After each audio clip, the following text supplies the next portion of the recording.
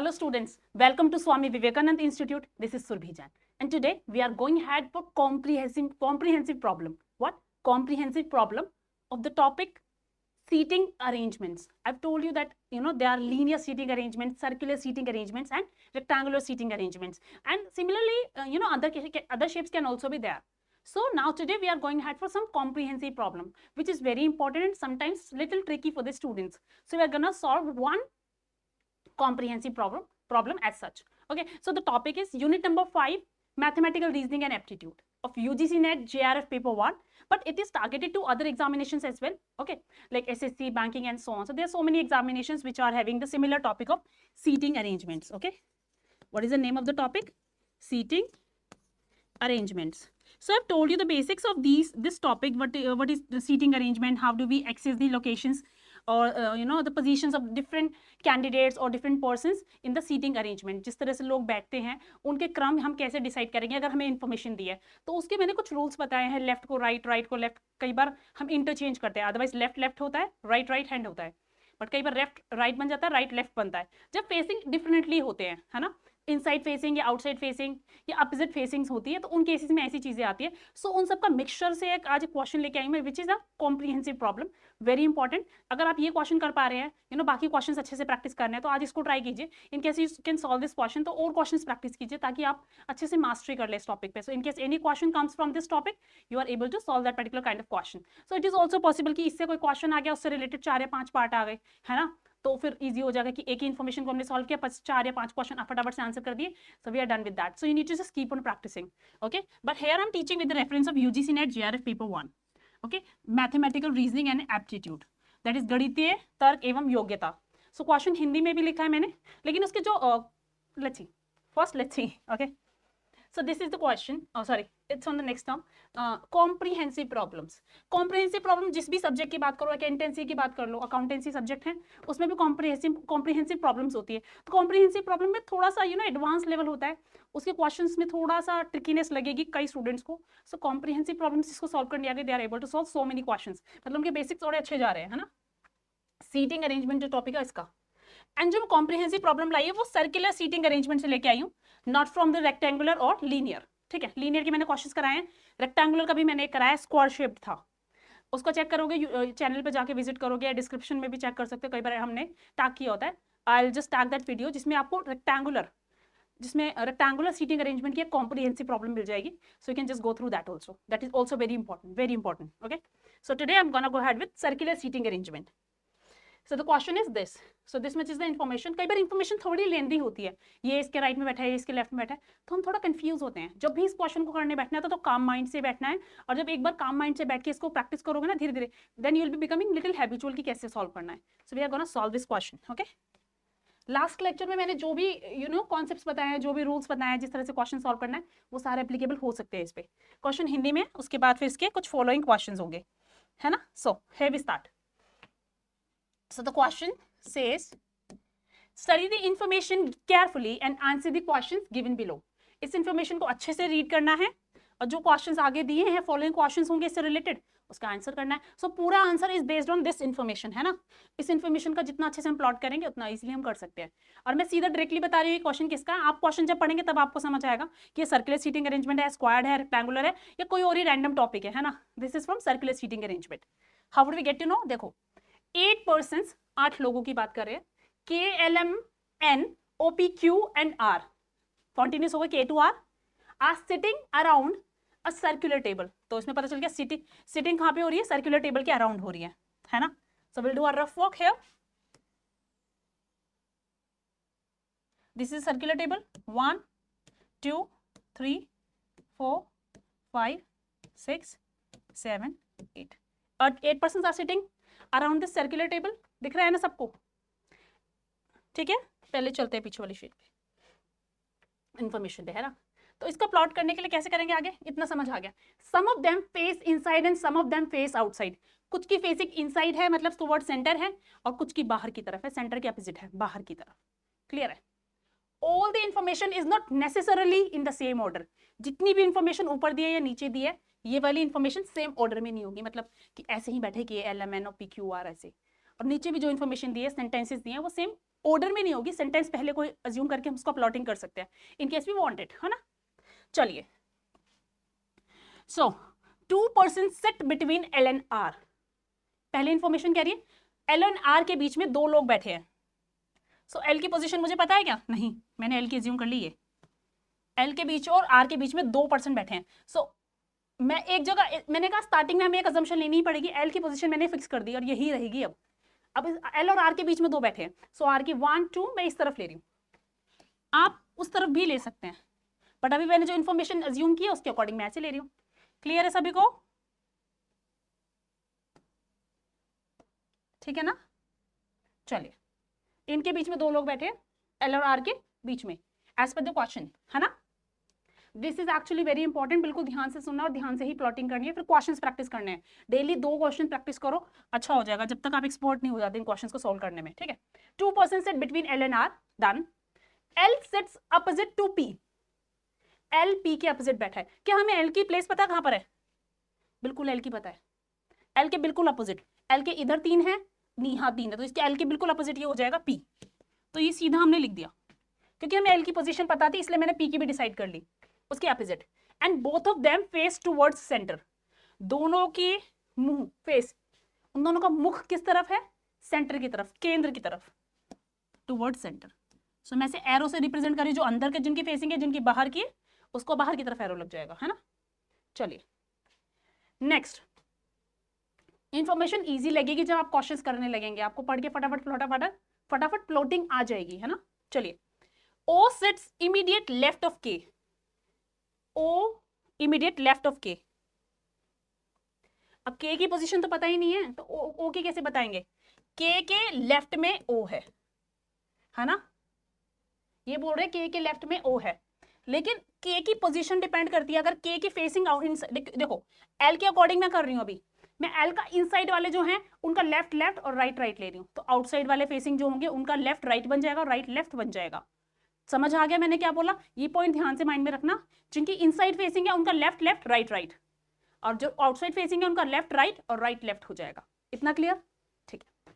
अब उन्होंने बोला K के इमीडिएट लेफ्ट पे O है, the position of O is immediate left of K। अब K के इमीडिएट लेफ्ट पे हमें O दिख रहा है, लेकिन K की फेसिंग अगर आउटसाइड हुई तो लेफ्ट के बदले राइट में भी तो आ सकता है O, क्योंकि आउटसाइड फेसिंग होगी तो लेफ्ट का मतलब राइट बन जाएगा। सो मतलब ये है कि और K साथ में है, चाहे ऐसे हैं चाहे ऐसे हैं, वो हमें समझ नहीं आ रहा है, क्योंकि हम प्लॉट अभी इस पे नहीं कर सकते, हमें K या O की किसी की पोजीशन नहीं पता। मैंने बस इन्फॉर्मेशन जो मुझे पता थी मैंने साइड में लिख ली कि I will use it once the other information would be known.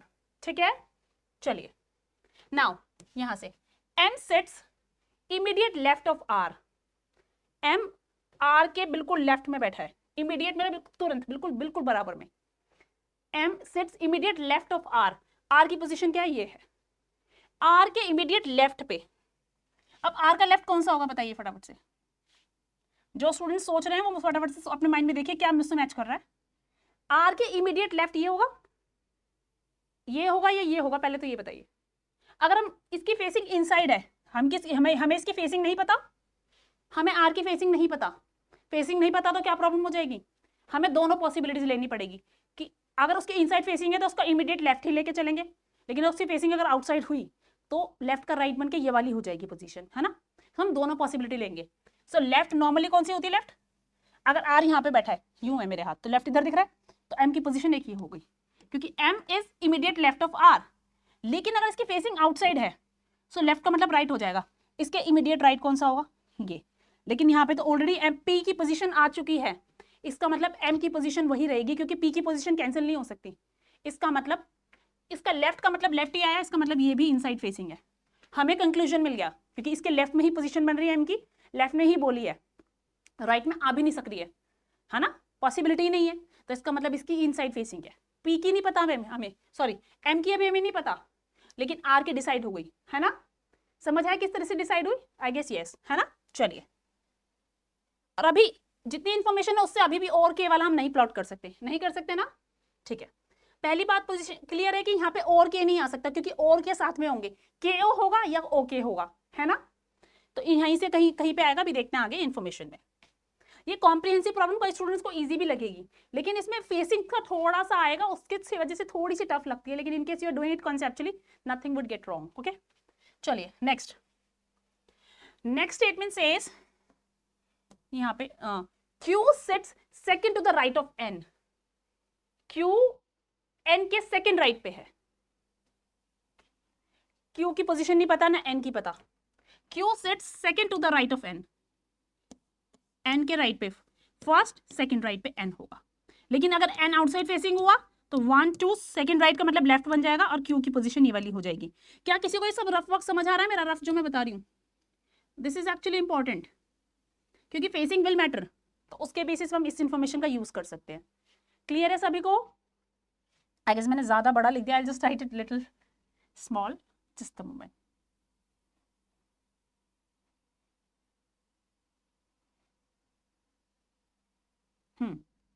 ये O के O, इनमें से कोई एक पॉसिबिलिटी आएगी, दूसरे में आएगी N के बाद या तो Q सेकंड पे हो जाएगा. यहाँ पे कोई गैप नहीं है क्योंकि इमीडिएट में है. यहाँ पे सेकंड पे यहाँ पे Q आएगा, फर्स्ट सेकंड, या फिर Q सेकंड ऐसे भी बन सकता है. राइट बोल रहे हैं लेकिन राइट में डिपेंड करेगा ना किस तरह से इंफॉर्मेशन है.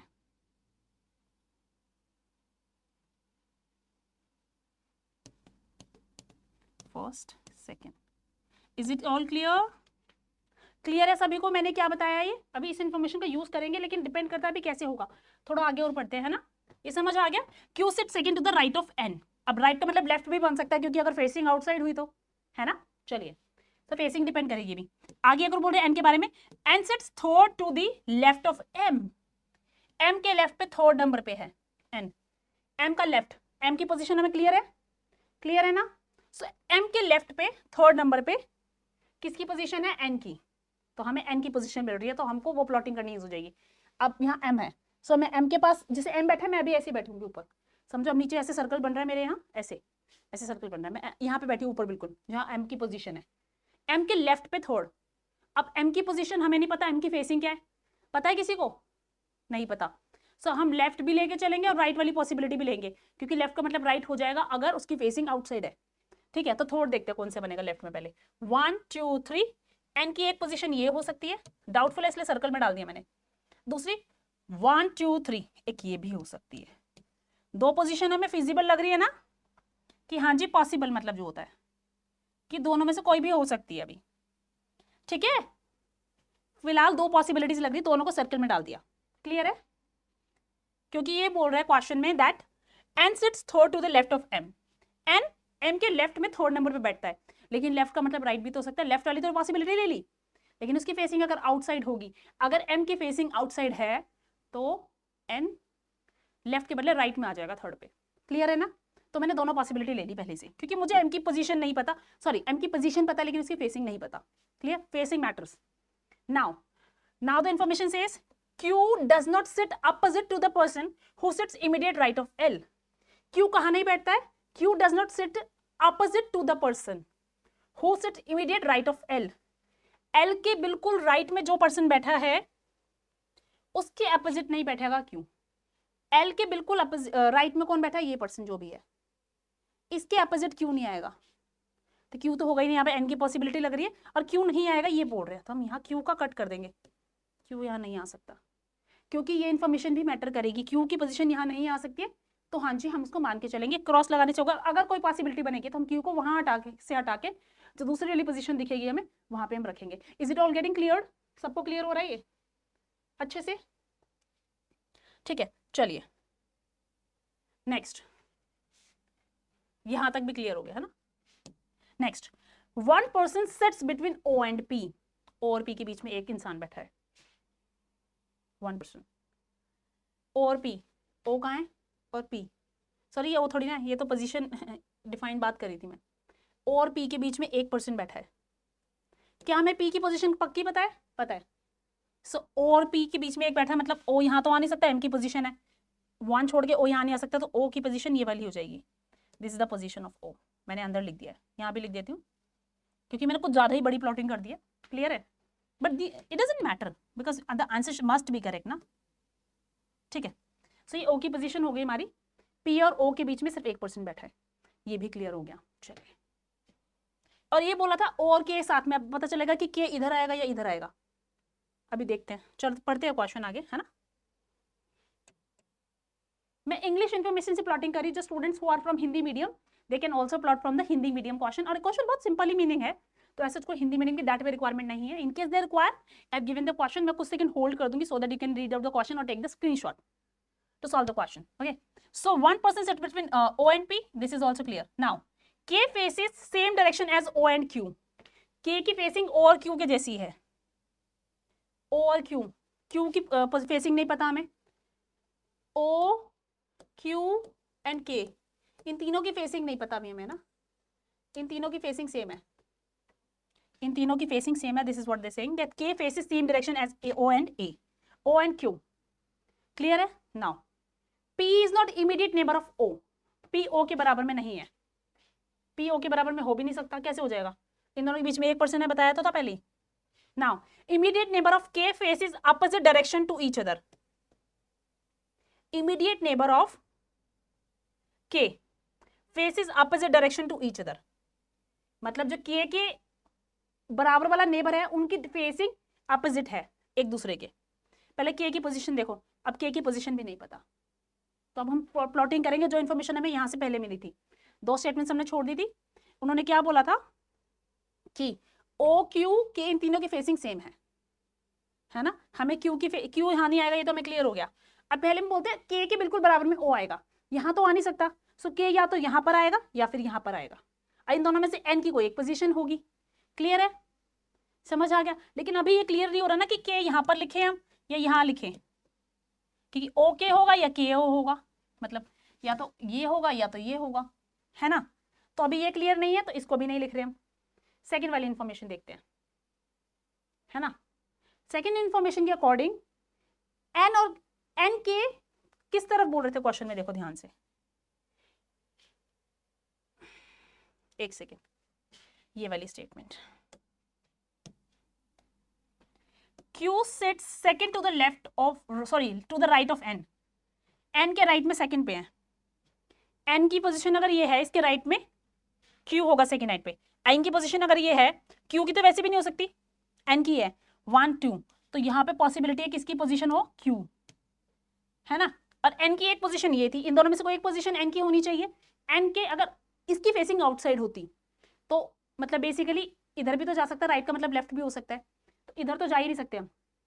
अगर राइट में बोल रहे राइट में ले ली, लेफ्ट में ले नहीं सकते क्योंकि R है. अब इसके लेफ्ट में लेके देखेंगे, पहले राइट में लेंगे क्योंकि N के सेकंड राइट हमारा Q है 1 2, तो Q की एक पोजीशन ये आ सकती है, और इसका मीनिंग अगर राइट में ऐसे जाएगा 1 2 तो ये, लेकिन यहाँ तो Q पहले ही मना कर दिया. सो Q की एग्जैक्ट पोजीशन हमें या तो ये मिल सकती है या फिर ये हो सकती है. क्लियर हो रहा है मैंने क्या बोला? यहाँ नहीं आ सकती क्योंकि क्वेश्चन में मेंशन किया था कि P के बराबर में Q नहीं हो सकता, या जो भी पोजीशन, सॉरी अपोजिट वाली कोई बात बताई थी, तो उसके अकॉर्डिंग ये पोजीशन नहीं हो सकती. तो Q की या तो ये होगी या तो ये होगी. क्लियर है? चलिए, इतनी इन्फॉर्मेशन क्लियर है ना. चलिए, अब हमारी किसकी सीटिंग रह गई है, K की रह गई और N की रह गई है ना. सो अब हमें देखना है कि K कहाँ पर आ सकता है हमारा. K यहाँ पर आएगा या यहाँ पर आएगा, ये देखना है हमें. Is it getting cleared? इतनी इन्फॉर्मेशन क्लियर हो रही है सभी को? और ये साथ में एक इन्फॉर्मेशन और प्लॉटिंग करते हैं, सॉरी, कि फेसिंग हमारी O Q और K की सेम है, O Q और K की, है ना.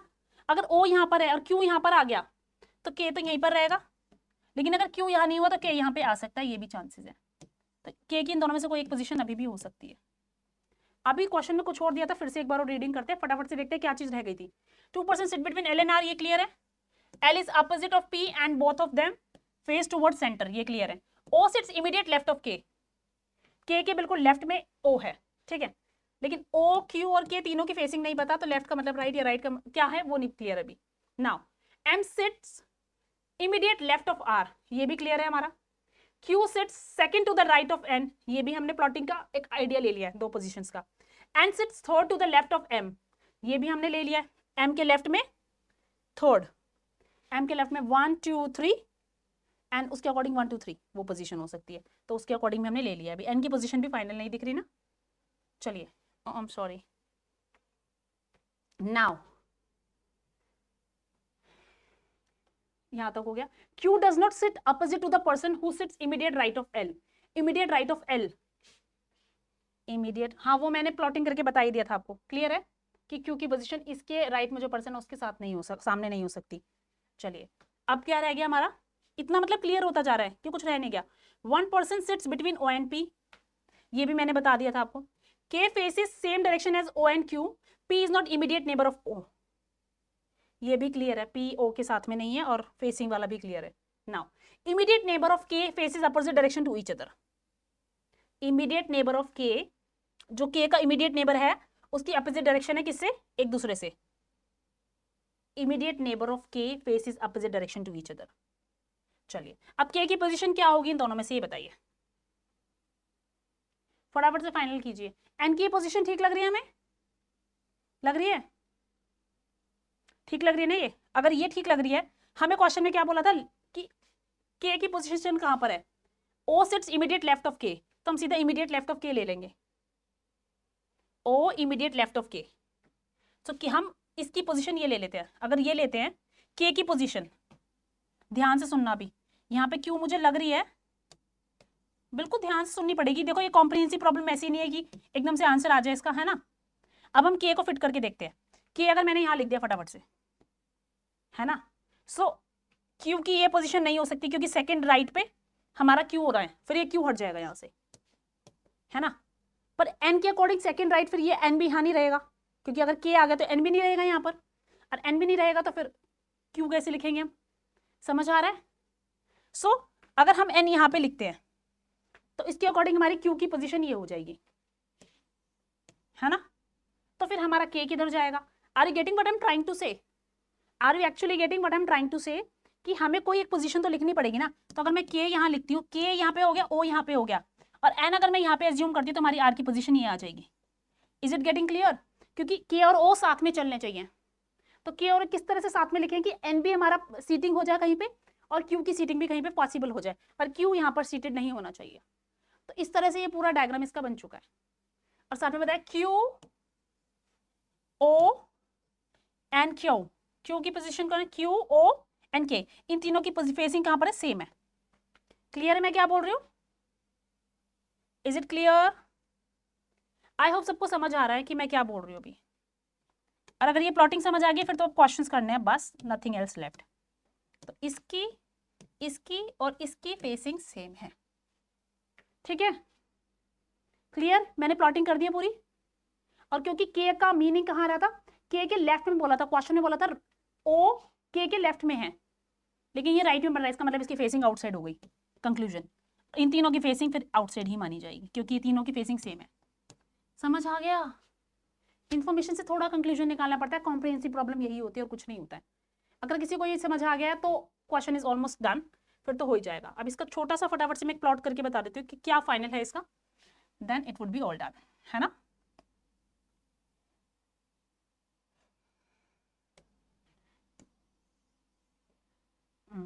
This is quite small.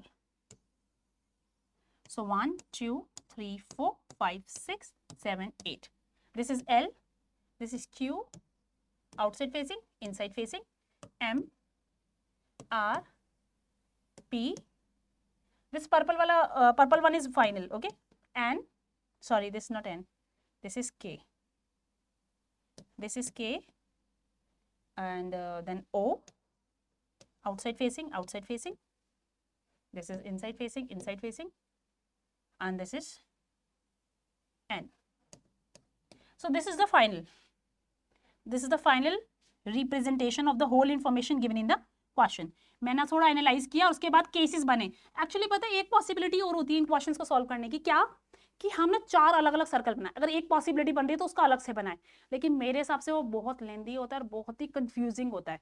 कई स्टूडेंट्स एक इन्फॉर्मेशन में अगर 2 पॉसिबिलिटी थी तो 2 सर्कल बना देंगे, 2 और पॉसिबिलिटी आ गई तो फर्दर 4 सर्कल्स हो गए, बहुत ही प्रॉब्लम हो जाएगी उसमें। तो बेटर है इसके थ्रू आप कीजिए। जैसे मैंने कट पे लगा दिया कि क्यू यहाँ पर नहीं आ सकता, तो ऐसे कट लगा दिया है, डाउटफुल पोजीशन पे ये लगा दिया या क्वेश्चन मार्क लिख दिया, एन यहाँ आएगा या तो यहाँ पर आएगा। इस तरह से करेंगे ना क्वेश्चन करके तो क्वेश्चंस इजी होंगे। जैसे एन की पोजीशन एक यहाँ बन रही थी पहले और एक यहाँ बन रही थी इन्फॉर्मेशन के अकॉर्डिंग, तो दोनों पे क्वेश्चन मार्क लगा दो। जैसे जो फाइनल हो जाए, गलत वाली को तो कट कर दिया और जो सही वाली है उसका क्वेश्चन मार्क हटा दिया, तो इस तरह से हमारा क्वेश्चन सॉल्व हो जाएगा। समझ आ गया किसी सबको अच्छे से कैसे होती है कॉम्प्रिहेंसिव प्रॉब्लम सॉल्व? ये प्रॉब्लम 90% सॉल्व है, 10% है कि आपको मार्क करना है। मार्किंग गलत नहीं करनी है, बिकॉज समटाइम्स मार्किंग करने के लिए भी you need to read out the information carefully. So in case you are reading the information carefully you can solve the question. Is it all clear to you all students? मेरे हिसाब से आपको plotting clear है. अब फटाफट से parts पढ़ते हैं एंड आंसर करते हैं, राइट? चलिए, parts, that is the main questions. This is in Hindi medium. अच्छा, एक इन्फॉर्मेशन छोटी सी रह गई है. क्या बोल रहे हैं लास्ट वाली लाइन में? Immediate neighbour of K faces opposite direction to each other. Immediate neighbour of K, immediate neighbour of K क्या है? पी और ओ. तो इसका जो इमीडिएट नेबर है ना, face it opposite to each other, ये भी बता रखा है. सो पी की इनसाइड है, इसकी आउटसाइड है, तो के की वैसे भी डिसाइड हो गई, क्योंकि इसका इमीडिएट नेबर ओ आ रहा है, ओ की फेसिंग और के की फेसिंग सेम है, तो वैसे भी हमें पहले पता चल गया था. बट इनकेस हमको एडिशनल इन्फॉर्मेशन वेट कर दी है, जिसके अकॉर्डिंग भी हमारी वेरीफाई होती है इन्फॉर्मेशन. सॉरी, हाँ, the plotting. Now the question number 1. There are 5 questions associated with this particular information and then we would be done. So which of the following sits third to the left of Q? Third to the left of Q, third to the left of Q. इसका मतलब right मानेंगे क्योंकि outside facing है. Third to the left, right कैसे होगा? यूं ऐसे अगर सिटिंग है, हमारा राइट हैंड का दिख रहा है. 1 2 3 पी. क्लियर है ना? बहुत ही सिंपल तरीके से इसका आंसर आएगा P. This is the answer. Need not to think very much, not at all. Question number 2. Who among the following sits third to the right of L? Third right of L, third right of L. L का third right, क्योंकि इसकी inside facing है, right right ही होगा. Third right of L. 1 2 3 R. What is the answer? R. C. This is the answer of this question. Clear हुआ? ठीक है ना? अच्छा, मैंने एक छोटी सी चीज बोली थी, इस क्वेश्चन का स्क्रीनशॉट जिसको लेना ले लीजिए. हिंदी मीडियम में इन्फॉर्मेशन है, एक बार just take the screenshot in case you need to solve exactly from Hindi medium question कि कैसे इन्फॉर्मेशन दिखती है and how to plot it, है ना? This the information. कुछ क्वेश्चंस ऐसे होते हैं जिन्हें हम बाइलिंगुअल में कर सकते हैं. You know, I was in 12th standard and some subjects were in Hindi, typical Hindi medium, some were in English medium. Mathematics मेरा इंग्लिश मीडियम था, accountancy business studies Hindi medium था, इकोनॉमिक्स मेरा हिंदी मीडियम था. सो इट्स ओके, ऐसा हो जाता है times, है ना? चलिए, moving forward for the third part, third question basically, not the part. So how many persons sit between M and K when counted from left of K? K left से, मैंने क्योंकि बोला था पर्सन सीटिंग की बात करते हैं. माना ऐसे कोई प्लॉटिंग जा रही है, अब ये माना एल है और ये के है, इनके बीच में कितने लोग दिख रहे हैं? एक, एक दिख रहे हैं. 2 आंसर है इसके, एक तो एक पर्सन और यहाँ से 1 2 3 4 5 6, यहाँ से 6 हो गए, तो दोनों ही आंसर करेक्ट है. इन दोनों के बीच में ही तो है ये, चाहे थोड़ा लॉन्ग वे है, यहाँ से शॉर्ट वे में 1, यहाँ से 6, तो इस तरह से क्वेश्चन दिखता है. लेकिन उन्होंने बोल दिया फ्रॉम लेफ्ट ऑफ के. एम और के बीच में कितने लोग बैठे हैं, ये मैंने एग्जाम्पल के लिए बताया था, इस क्वेश्चन से रिलेटेड नहीं था. सो क्या बोल रहे हैं क्वेश्चन में? एक second, I'll rub so that you don't get confused, है ना? चलिए fast. So M N and K बीच में कितने लोग बैठे हैं when counted from left of K? Left of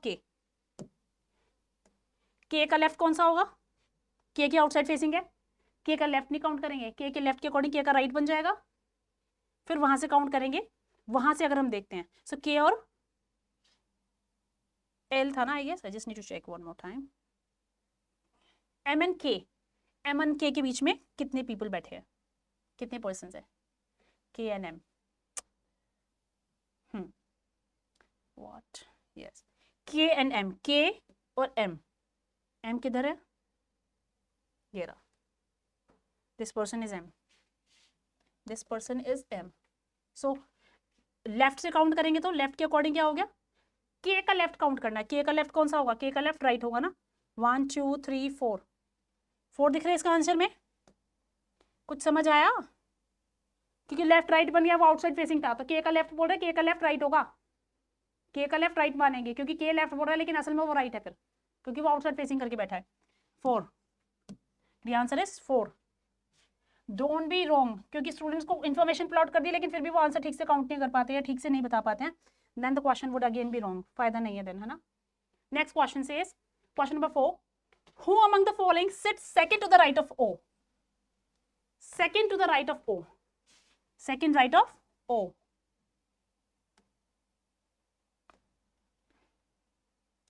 second right of O. O का राइट की बात करें, ओ तो आउटसाइड फेसिंग है तो लेफ्ट ही बन जाएगा, सेकंड राइट, ये हो जाएगा लेफ्ट। 1 2 पी, है ना, पी हो गया ना सेकंड टू द राइट, क्योंकि वो लेफ्ट दिखेगा। Who among the following sits second to the right of O, second right of O outside facing है तो लेफ्ट ऑफ ओ की बात कर रहे हैं, इसका मतलब वो लिख रहे हैं क्योंकि हमें पता आउटसाइड फेसिंग है, so second left of O is P. The one who sits immediate, क्योंकि पी यहां से डायरेक्टली नहीं दिख रहा तो हमें इन्फॉर्मेशन पढ़नी पड़ेगी। The one who sits immediate left of N, immediate left of N, immediate left of N कौन है, इमीडिएट लेफ्ट ऑफ एन चाहिए वाले के अकॉर्डिंग, चाहिए वाले के अकॉर्डिंग, दोनों में से कोई पी नहीं है, हमको पी चाहिए। तो क्वेश्चन दोबारा पढ़ते हैं, एक और पार्ट ऐसा था। The one who sits second to the right of M, second right of M, second right of M कौन है हमारा, 1 2, ये इनसाइड फेसिंग था ना, 1 2 ये रहा। यहाँ अगर हम इसकी जगह एम की यहाँ पे बैठा है ऐसे तो राइट हो जाएगा 1 2 राइट हैंड, सो पी आ गया। तो इन्फॉर्मेशन इनडायरेक्टली दी है but answer is certainly P. तो हमने पी ढूंढ लिया, किस तरह से पी हमने ढूंढ लिया, बी पी तो डी से बन रहा है, so this D would be the answer, this is the answer, because इसका मतलब ही यही है, इस पूरी स्टेटमेंट का मतलब है इक्वल्स टू पी, है ना, they have given it indirectly.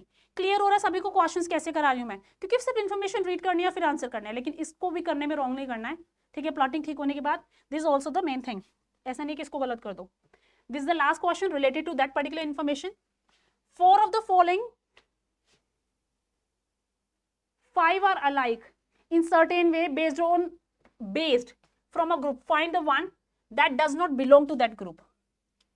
4 of the following are alike, just a moment, मेरे को लग रहा है क्वेश्चन में टाइपिंग मिस्टेक है कुछ। 4 of the following 5 are alike in certain way based from a group, find the one that does not belong to the group। Let me check, मैं question में थोड़ा चेंजेस करा दूंगी, डिपेंड करता है अगर दिखे तो।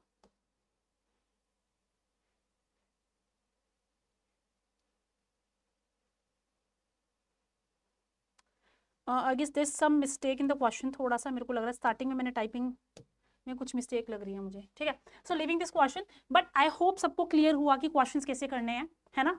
एट टाइम्स कई बार हो जाता है, मुझे लग रहा है यहाँ कुछ और है।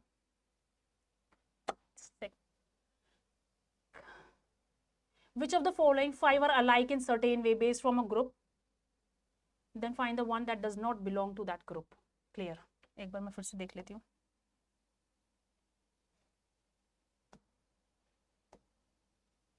One, two, three, four।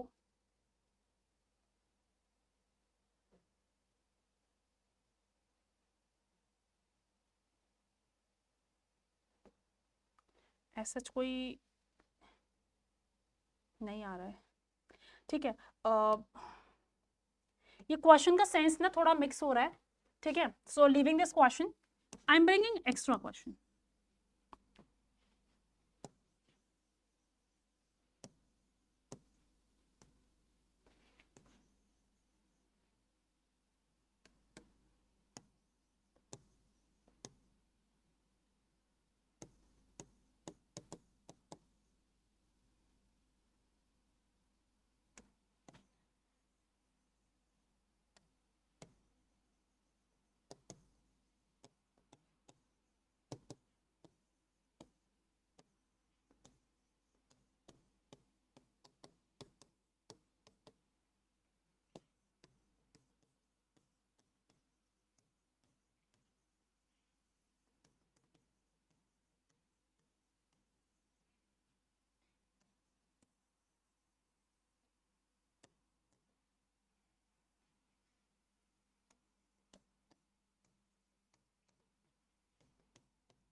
आई होप ये सब क्वेश्चन रीड कर रहे हैं, मैंने क्या क्वेश्चन लिखा फटाफट से रीड कीजिए।